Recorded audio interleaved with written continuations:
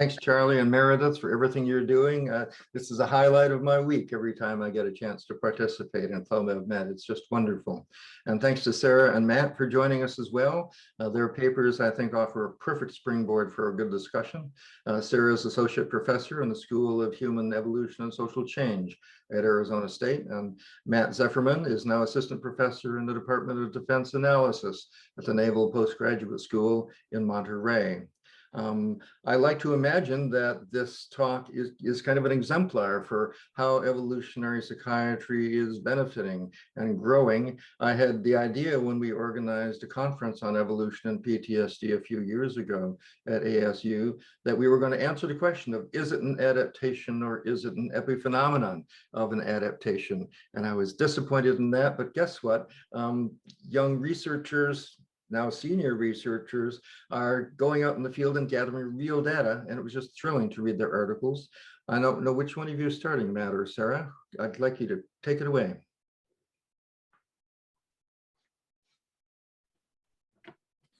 Okay, so Matt, you're going to share your screen and, right? Put up the slides. Let me put it up. I had it going.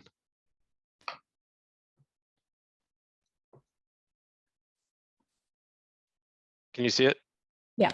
Okay.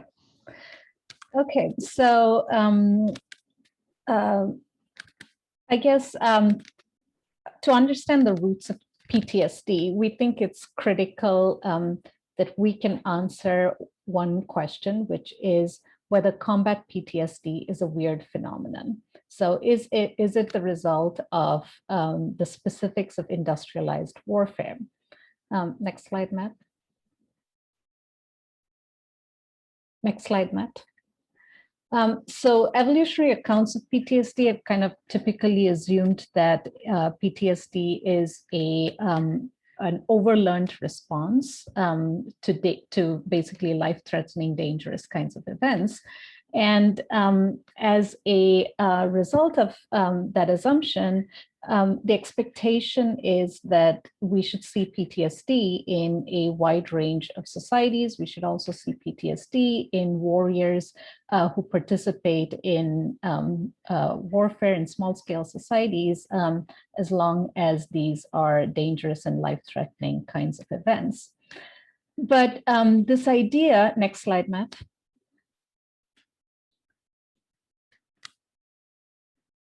Next slide, Matt. Next one. Are you seeing the which slide are you seeing now, Sarah? I'm seeing the well, now I'm seeing moral dangers of war. Okay, this is the one you want? No, it's the previous slide. This one? Yeah. You want the evolution of post-traumatic stress? No, this I is think I'm on okay. I think my screen's a slide off of what you're talking to somehow. Okay. Okay. So now move to the tribe slide. Okay. Yep, that's the tribe slide. Okay. Okay. So I'm seeing a different thing on your screen. So I'm just going to keep talking, and you can kind of move along based on what you think the slide should be. Okay. Well, can I ask one question real quick? Are you guys seeing the slide that says tribe on it right now? Yes. Okay. Yes, tribe slide. Okay. Okay, great. Okay. But the idea that PTSD is exacerbated by the specifics of industrialized warfare is something that has resonated deeply with people. So, for instance, this is a New York Times best-selling book, Tribe by Sebastian Junger, who's argued that the high rates of PTSD in American military service members is because soldiers, when they're returning from war, are not embedded within the kinds of tight social environments that our social instincts might be wired for. As one blurb on this book said, it's not so much about what's wrong with the veterans, but what's wrong with us as a society. Okay, next slide, Matt.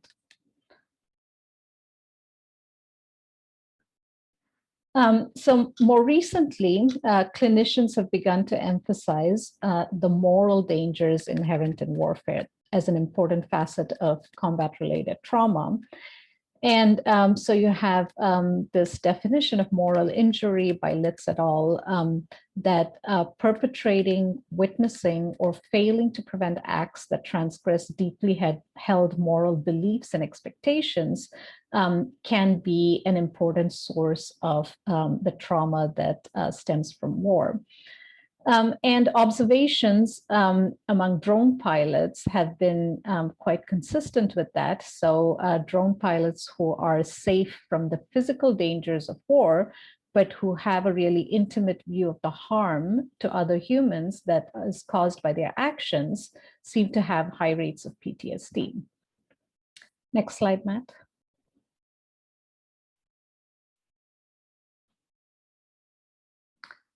So to help shed light on this question, we've conducted our study with the Turkana population of Northwest Kenya.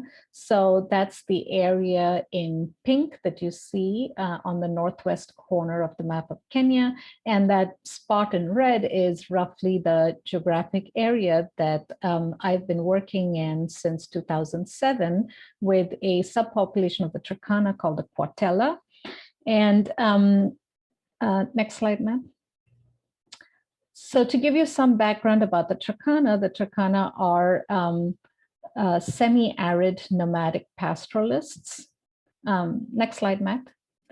They are making a living herding cattle, camel, sheep, goat, and donkeys. They use donkeys as pack animals. Next slide, Matt.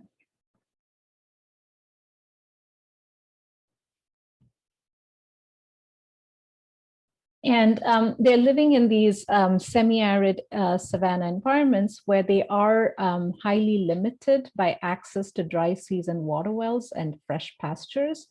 And as a result of that, they are living in temporary settlements comprising just a few dozen homesteads. And they are periodically migrating to access new grazing areas and new water wells.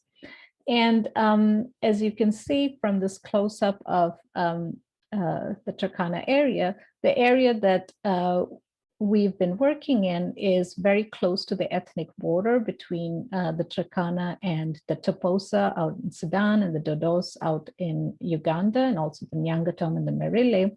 And so the Kwatela in this area are competing intensely for access to grazing lands. So these mountains that you see here in this picture, that's a mountain called the Mogilla Range. And beyond that mountain is South Sudan, where the Toposa are living. But that mountain area is one of the prime dry season grazing areas. And every dry season, the Toposa and the Turkana are vying for access to some of the richest, but also the only pasture lands that are available in these areas.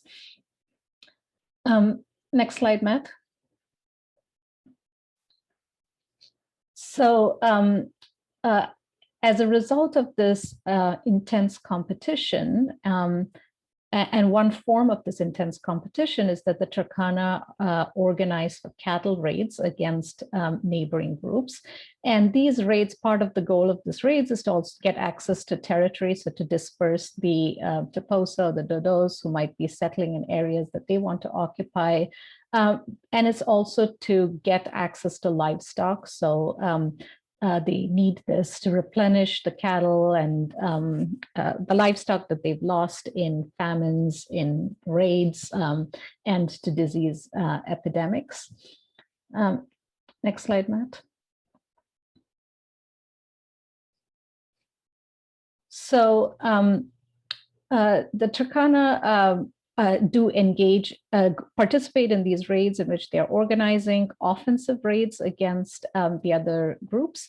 And they are also getting attacked by the other groups. So basically half of the time, half of the raids are probably offensive raids, half of the raids are ones in which the Turkana are defending themselves. And offensive raids in this area basically take two forms. So stealth raids are when just a few dozen warriors are going to, they don't want to use force. They're basically trying to just steal cattle without being noticed. A few a few cattle without being noticed. But people also organized for larger battle raids in which you have a few hundred people coming together and going to launch an attack in which they will start a firefight and forcefully try to drive away, sometimes if they're successful, thousands of cattle back to Turkana.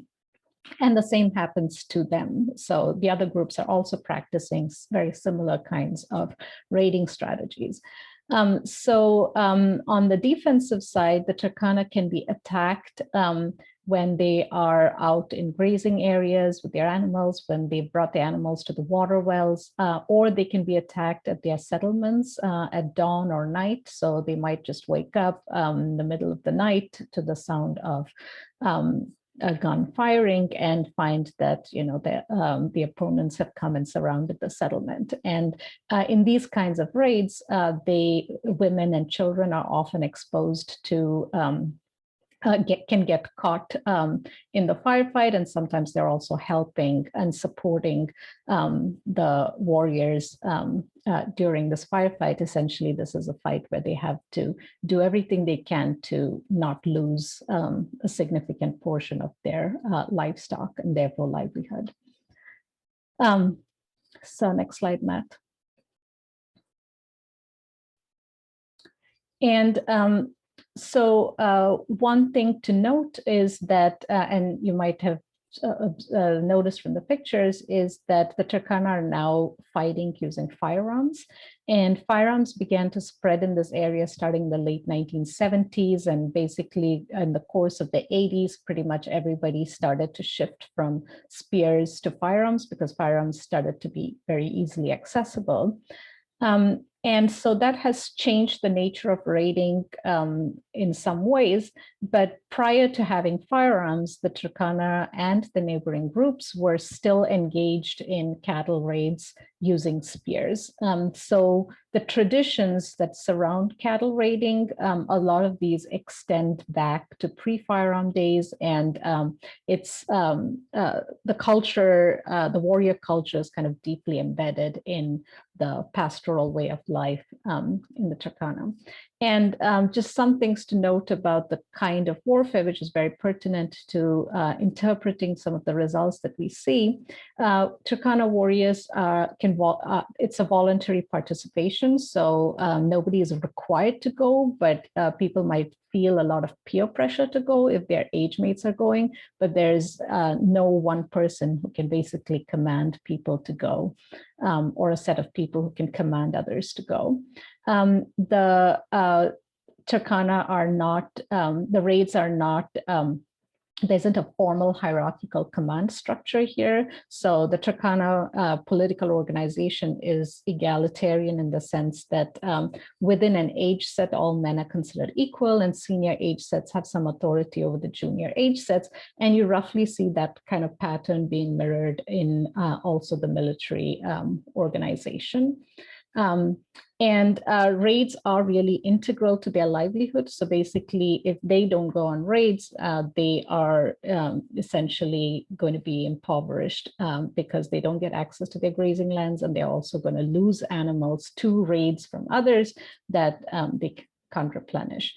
Consequently, raids are also strongly endorsed by society. So this is not an area where commercial cattle raiding is happening. The people who are going on these raids are being blessed by their by elders, being blessed by women, and they are, when they're coming back successfully, the whole community is basically praising them, dancing, there's feasting, and a lot of ceremonial activities that happen. So raiding this is strongly embedded within the Turkana life and livelihood.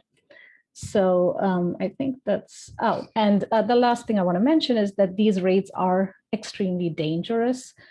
So 40 in the work that I did earlier on, 40% of the warriors that I'd interviewed had sustained bullet injuries. The average mortality on each raid is about 1%, which is actually a very high mortality rate. 50% of adult male mortality in populations that are living close to the border, like a lot of the Cuartela people, is due to warfare. About half of it is from offensive and about half of it is from defensive raids. 1 out of 5 of all male children who are born are dying in warfare. And women and children are seeing warfare, and they also get killed when the Turkana are attacked by other groups. So I will shift over to Matt now. All right, thanks, Sarah. So when Sarah and I went into this project, we're evolutionary anthropologists, and since this is evolutionary medicine, you'll understand what we're trying to do here. Is we took the 20 symptoms of PTSD that are in the diagnostic and statistical manual and looked at them in terms of their functional, or you might think adaptive value, and organized them in that way. And this is different than how they're organized in the DSM, but we were taking a functional approach instead of the approach that clinicians take. And the functional categories that we looked at, we used this older book by Chris Cantor, Evolution and Post-Traumatic Stress, and he classified a number of these symptoms using a previous version of DSM into categories. And one of these categories are symptoms for learning about danger. And these are symptoms like memories and flashbacks, things that might help individuals, if they have one traumatic experience, re-experience that experience and learn about it, and kind of enhance the learning of one or a few traumatic experiences. And the other one is reacting symptoms, so things like hypervigilance and increased startle that might help individuals react to dangerous situations that are similar to something they experienced before. And then the other, and there's a lot of, as you guys know, there's a lot of evolutionary theories about depression. Some of these theories have to do with the social risks, and that the idea is that depression is a way of thinking about or negotiating or dealing with social problems that people have.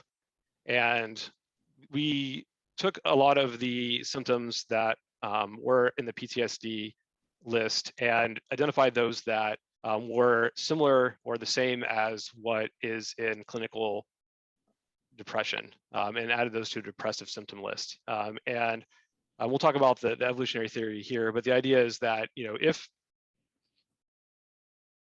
the moral aspects of war have to do with violating the potential to violate social norms, there might be some social danger of engaging in activities like warfare.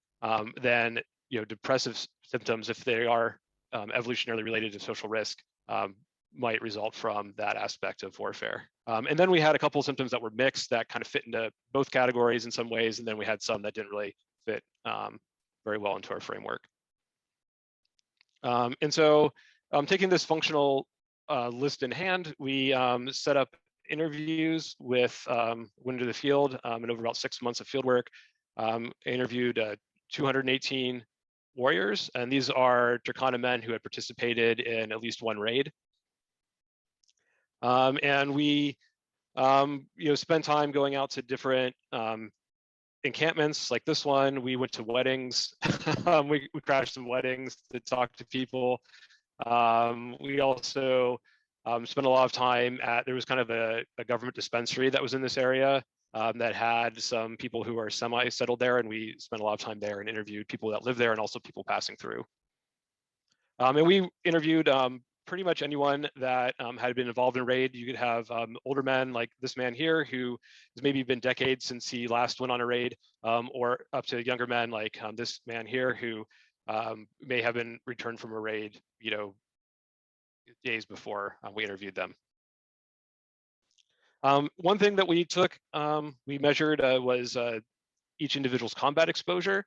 And just as a summary of what we found is that, for our participants, the median participant had been involved in 3 of these large-scale battle raids that Sarah talked about, 1 stealth raid, 2 defensive raids. So they had been involved in the median warrior had been involved in 2 raids where the Turkana were attacked.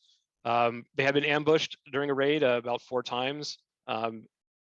72% of our participants reported having killed in combat, and 26% had a bullet wound, which is a smaller percentage than Sarah's previous study. It's still a pretty high amount, and that's a good measure of combat exposure because it's something that you can, they can show you your bullet wound and you can see it, and so it gives some ground truth to these questions.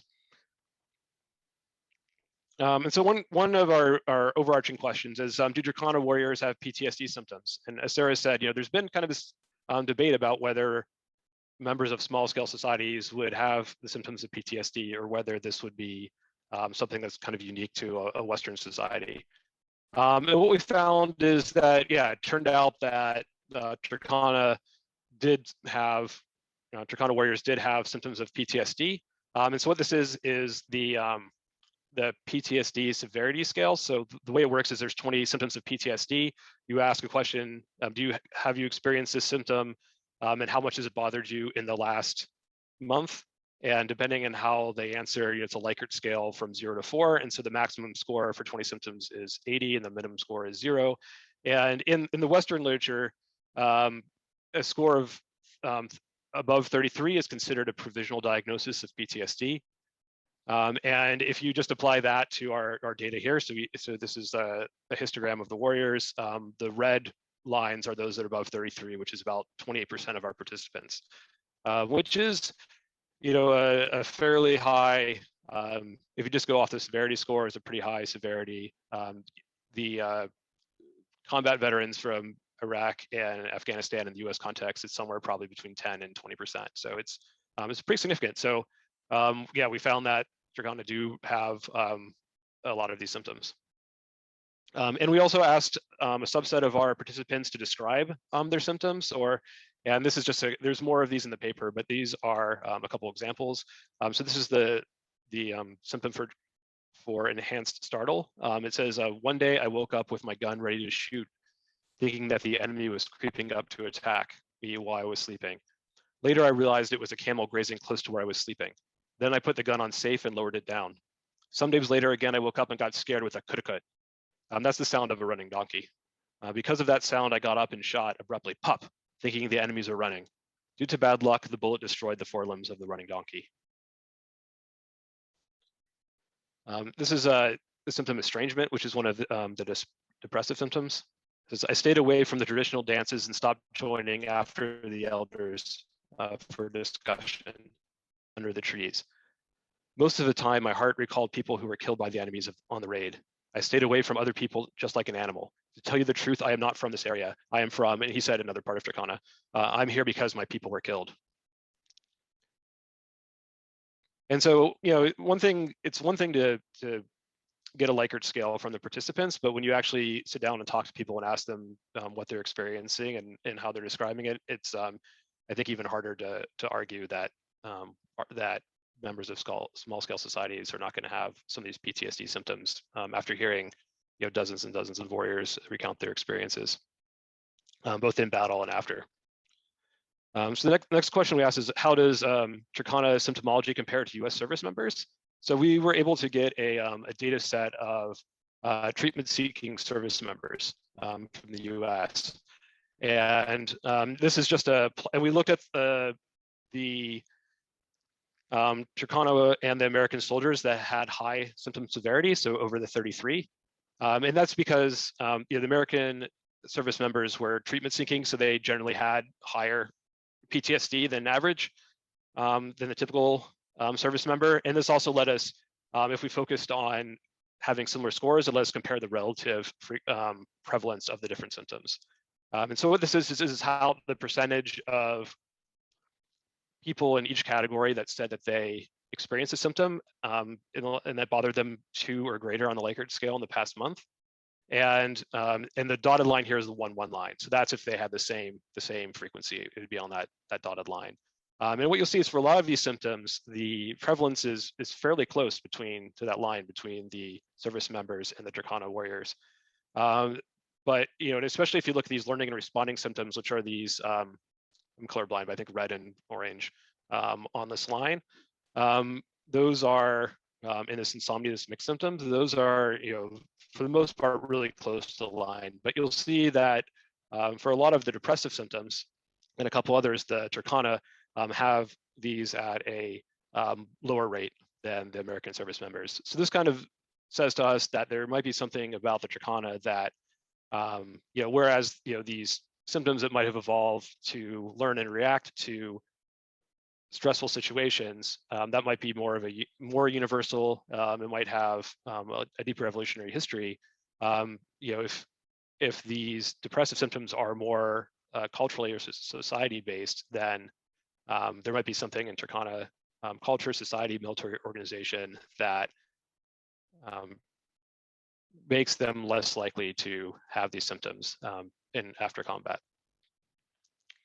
And then the last thing we looked at that we'll talk about is we looked at predictors of symptom severity in the Turkana. So we collected a lot of data about their combat exposure, about their combat outcomes, basically whether they gained or lost animals on raids, moral events where Turkana were the victims, and then moral violations where some of these were Turkana so their moral sphere, which was a measure of how many demographic categories of the other side they said that it was permissible to kill in combat. The moral events where the Turkana were the perpetrators, whether they had killed in battle, and some measures of whether they were socially sanctioned over something that happened in a raid in their group. And so most of these are composite variables, and we describe these in the paper in detail. And the combat exposure are based on factor analysis, because a lot of the things co-vary. So we have these 10 different variables, and we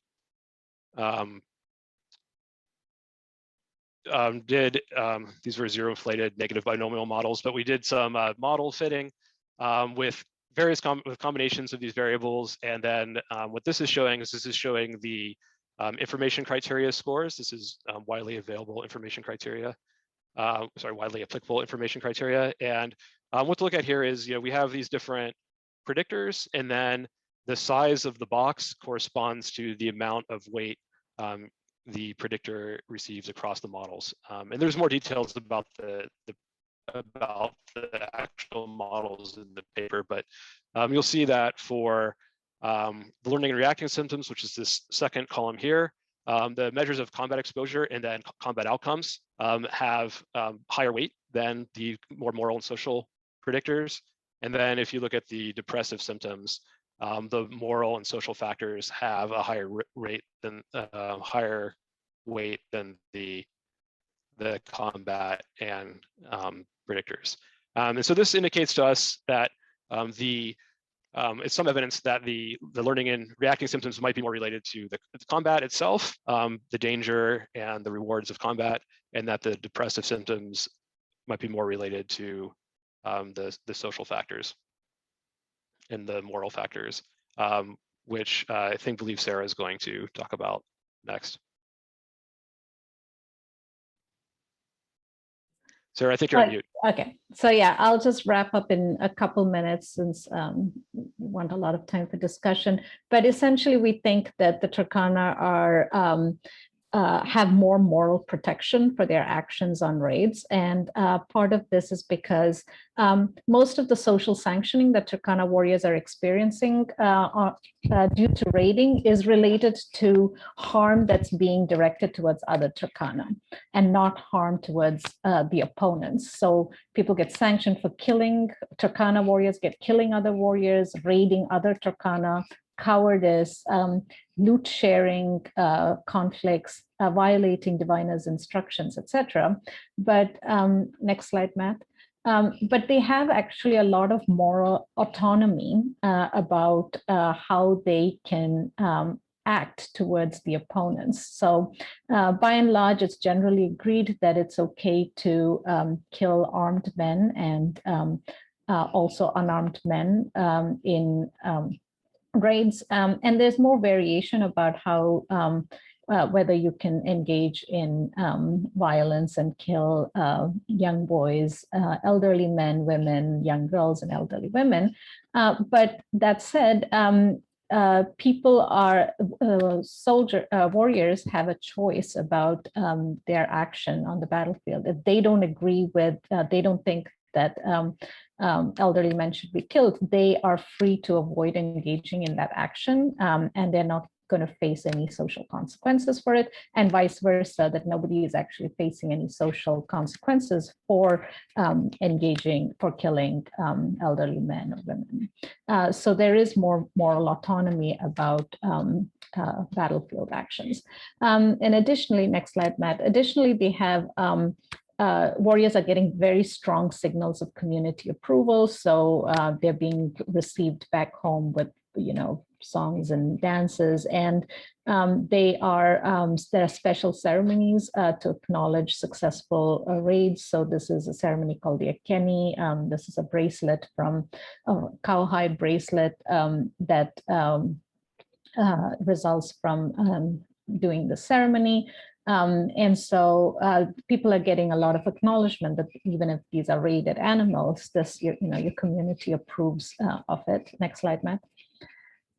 And there are particular ceremonies and rituals that are meant to be protective when a Turkana warrior takes a life in combat. So basically has killed an opponent on the battlefield. So Akipur is a purification ceremony. Nitabus is a ceremony that people do when they either to protect themselves from hauntings, and also to once they actually experience these hauntings, that they can do it to basically get relief from these hauntings. And people can also do it many times if they need to.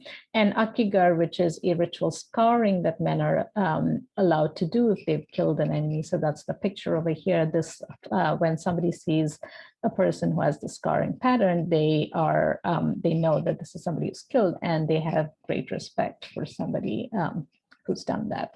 Next slide, Matt. And so to conclude, we think that we'd like to posit, based on the results from this study, that the depressive symptoms of PTSD might have different evolutionary roots than the other symptoms. In particular, they might be associated with moral injury. We would expect them to be more cross-culturally variable because they would depend on culturally specific moral norms about war and about harm towards outgroup members, and also be based on the kinds of protective institutions and practices and ceremonies that people, warriors and soldiers have access to. And with that, we'll put the acknowledgement slide on there, and then we can move over to discussion.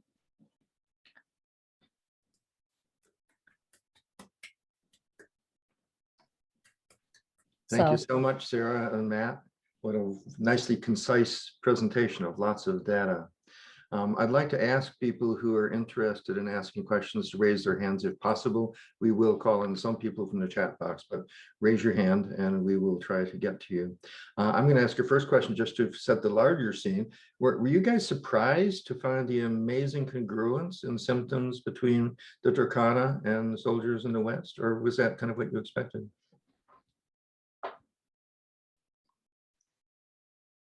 I can answer that one. I was when I did that plot. I think Randy's referring to that plot with the 1-1 line on it.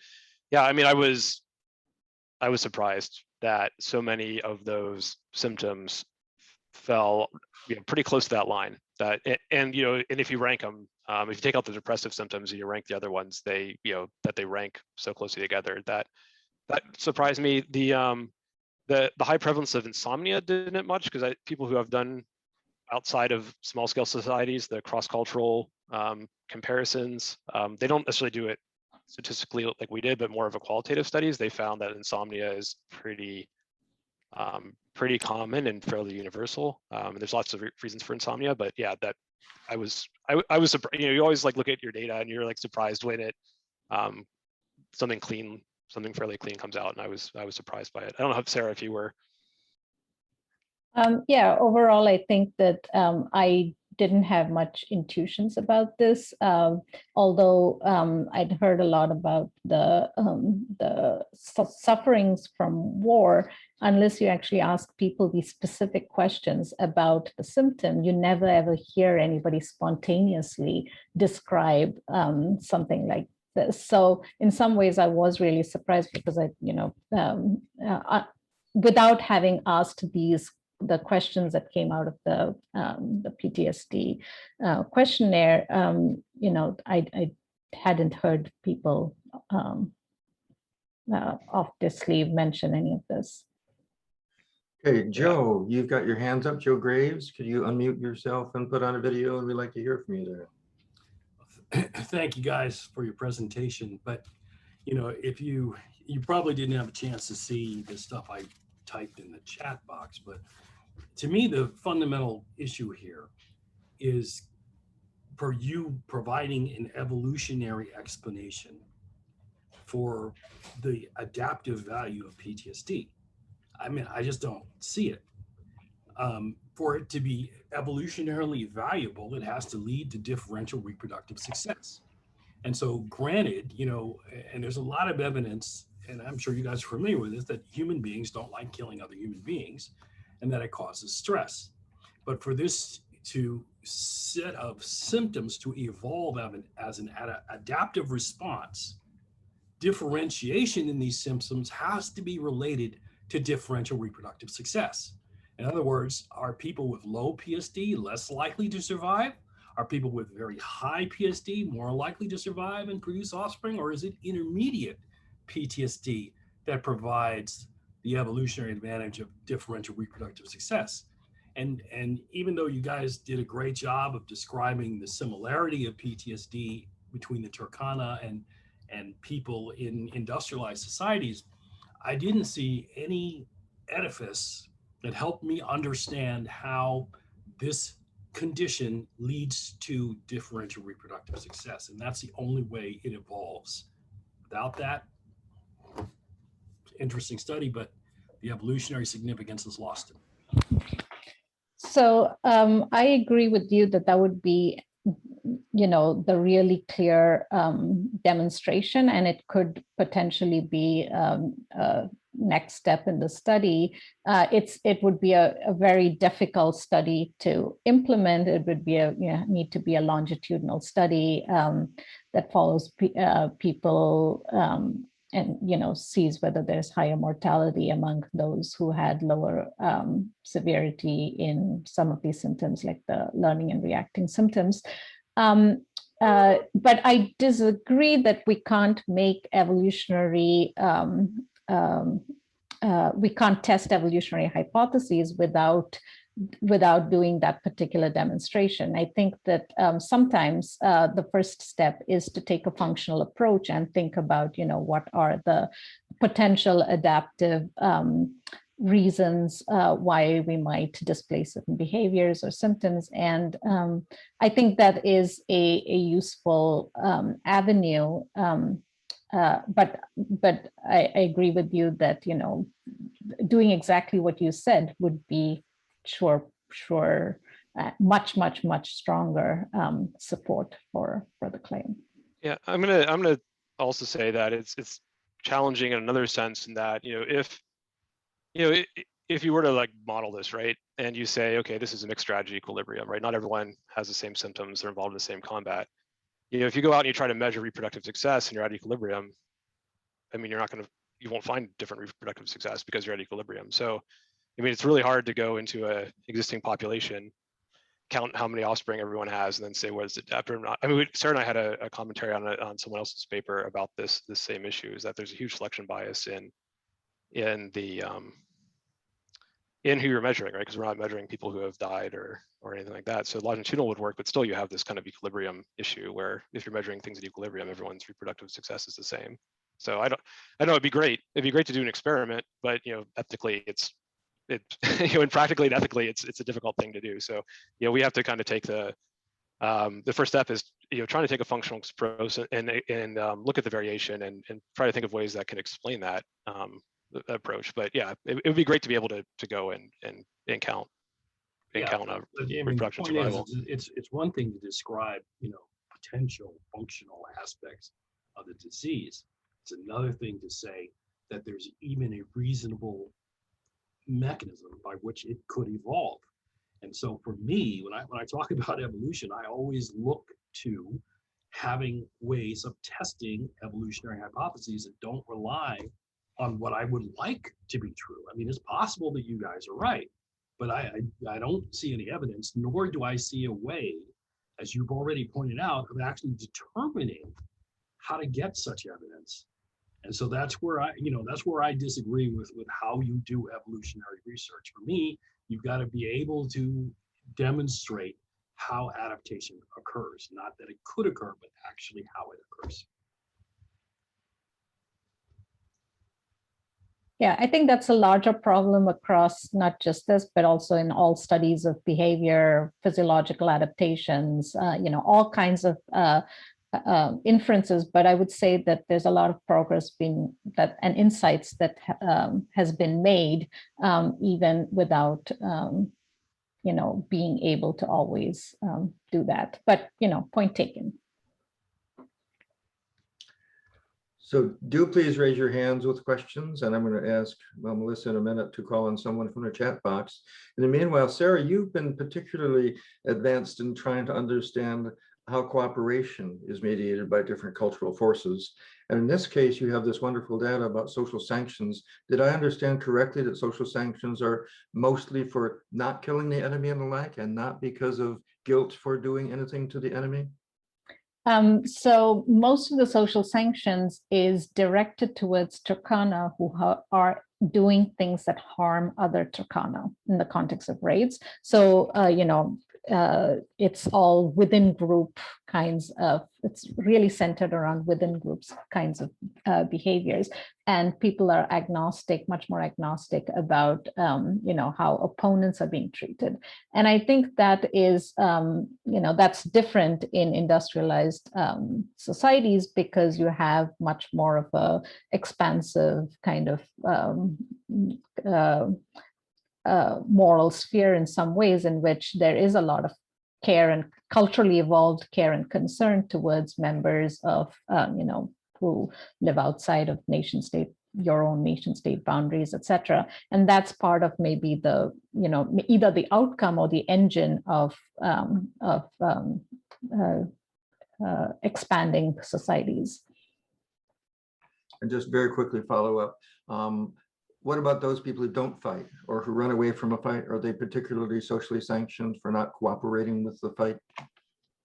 Yeah, so that's been a lot of my earlier work has been to try to look at how informal and peer-based social approval and disapproval helps to motivate warriors to actually go on these raids and to take the kinds of risks that might not be in their personal interest at that time, of putting themselves out there, not running away. And so that's kind of in some ways the backdrop. But for this study, we kind of took that as as evidence that there is, sanctioning going on and people experience social approval and disapproval for their actions. But there are reasons we thought that in the Turkana, this kinds of sanctioning is less, it's easier for a warrior to avoid doing something in combat that would be seen by members of their community as wrong. Because, as long as you don't harm other Turkana, what you're doing in the course of combat towards, civilians or combatants of the opponent's side is less likely to get you into trouble with members of your community. And that's maybe a key difference between what happens in the Turkana and what happens with industrialized. Great, thank you. Riyad, you have your hand up. Please go ahead. Yes, thank you very much, Randy, and thank you very much for an excellent paper and study. A couple of points I'd like to raise here. One would be, to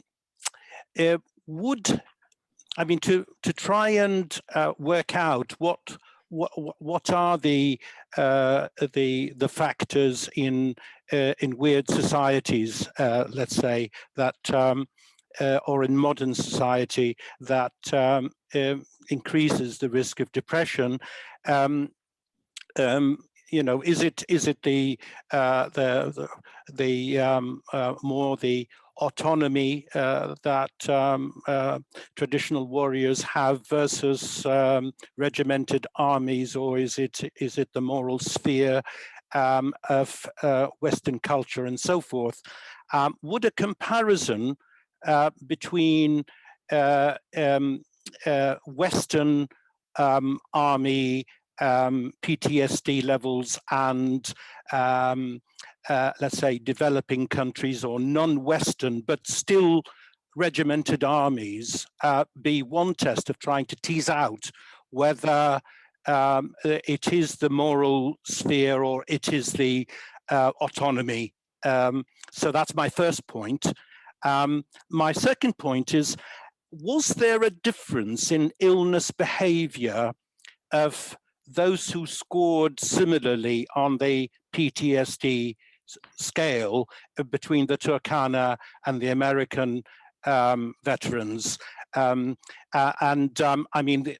not only illness behavior, but also disability and the feeling of need for support, treatment, and so forth. I mean, how disabled was there a difference in the disability between those who scored similarly on the PTSD scale?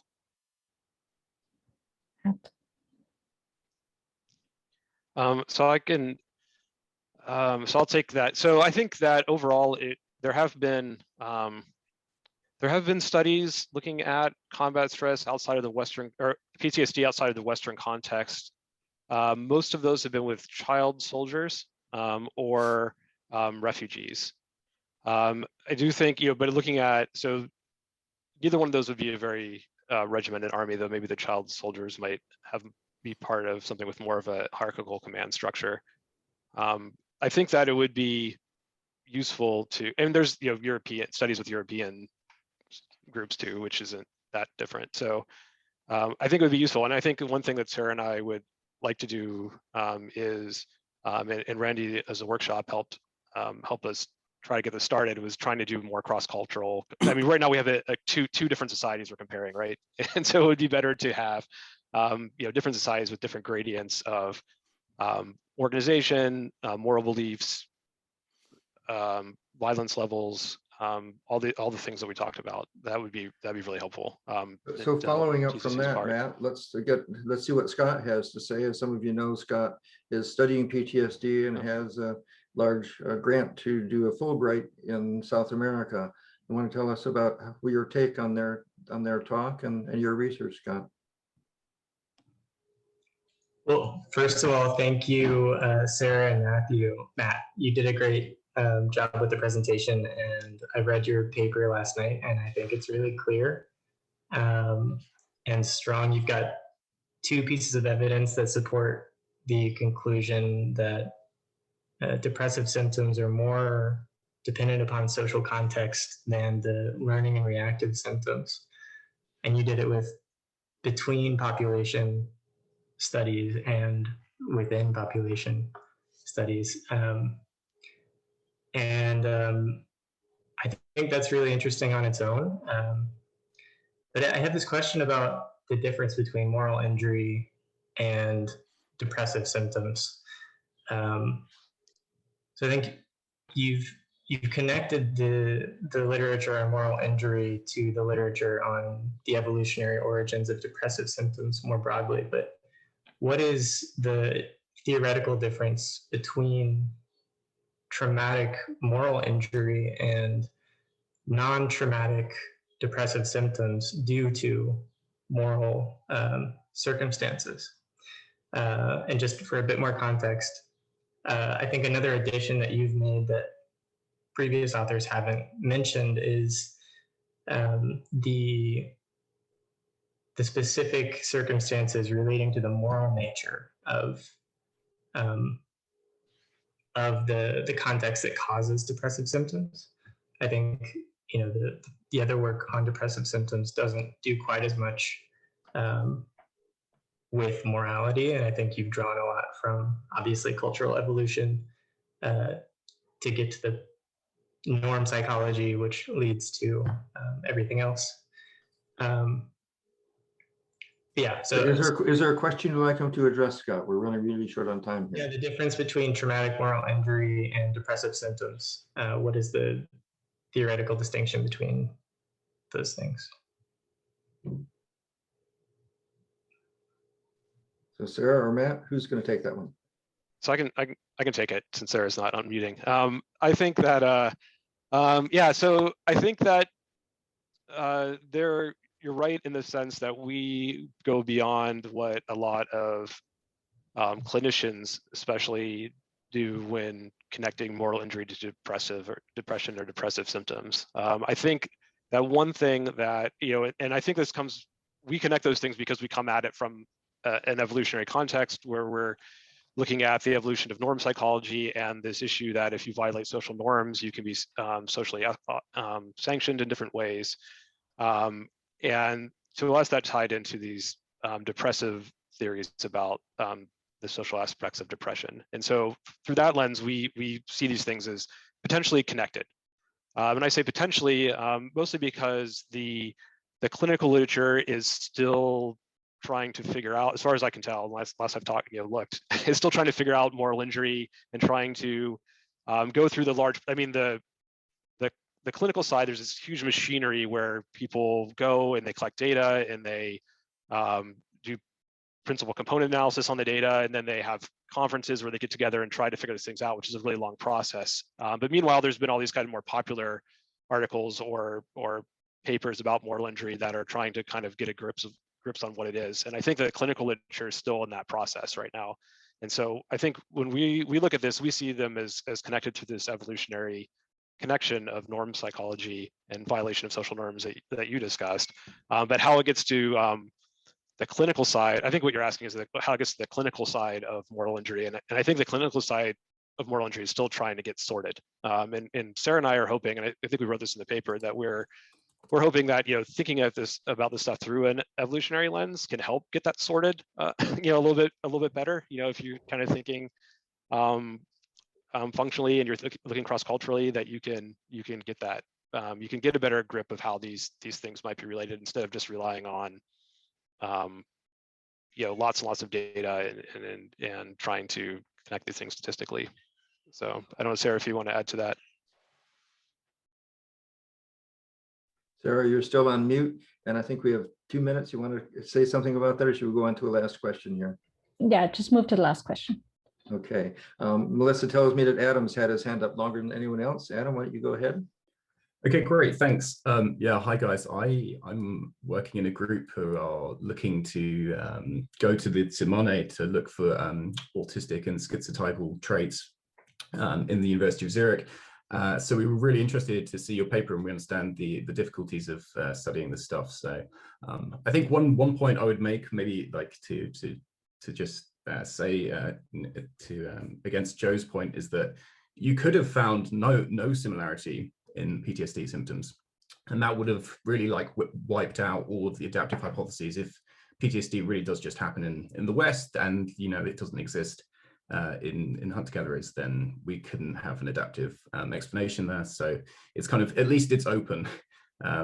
So the other thing is just really a quick question that is kind of related to our work and how to go about this. And you've kind of mentioned this is, and Riyadh also kind of pointed towards this, is like, was there a word that the Turkana had for PTSD? Were they aware of it? Because one of the things that we're finding is like, you're trying to find these differences and these moods, and it would just be really nice if they have a concept of, you know, what a person with PTSD looks like, and, you know, like a descriptive category. So yes, that's my real we question are there. just about out of our time. Thank you, Adam. And I do want to have a tradition of keeping these things ending on time. Terrence and Charlie, I think it'll have to be next time for you. But Sarah and Matthew, what's your final wrap-up comment to Adam, and anything you'd like to wrap up with? So I guess my comment is, Adam, as far as the practical aspects of this, why don't we talk offline? But briefly, you know, there's a whole body of literature called cross-cultural psychiatry that looks at how you qualitatively get people's descriptions of their own pathology. In Turkana don't have this whole idea of like psychology, you know, psychiatric problems. Like that's just not a thing that's in their mind. But you know, places have, and they call this idioms of distress, is what they call it. Is kind of the generic term for these. But we can talk offline about the nuts and bolts of and lessons learned about trying to do this type of study. Sarah, last words. Yeah, and I just am saying thanks for all the questions, especially that have come up in the chat. And I think there are a lot of useful ideas here, and I'm hoping that somebody can save this chat and send it to us. That was my. Yeah. Okay, wonderful discussion, everyone. And again, sorry we can't get to all the questions. Do you want to say anything in wrapping up, Charlie? Sure thing. That was a great conversation. Thank you, everyone, for participating. Thank you, Matt. Thank you, Sarah, for sharing your work with us. Great job, Randy, with the introductions and with moderating. I just want to share quickly our Club EvMed website. It's been updated. Thank you for that, Meredith. With the events this summer, you can see them down below. We don't have the abstracts and all the details yet, but we have Philip Mitterrocker, who's going to be speaking about the obstetric dilemma. We have my colleague here at Duke, David McAdams, who's been doing work with a lot of evolutionary biologists, people like Andrew Reed, Troy Day, Sam Brown, others on resistance, the evolution of resistance. And we're going to be hearing from Manuel Vasquez from UC Berkeley, who's the first author of a really fascinating paper in eLife, addresses Peto's paradox and cancer. I think that's going to be a great conversation. And then as well, we have Amanda Lee, Molly Fox, and Katja Cole. We don't have titles for them yet, but stay tuned and we'll share that with you when we have it. And so I'll just say thanks again to everybody for joining us, and we hope to see you at future Club EvMeds. Next one will be June 11th at 12 with Philip Mitterrocker. Thanks, everybody. Thank you, everybody.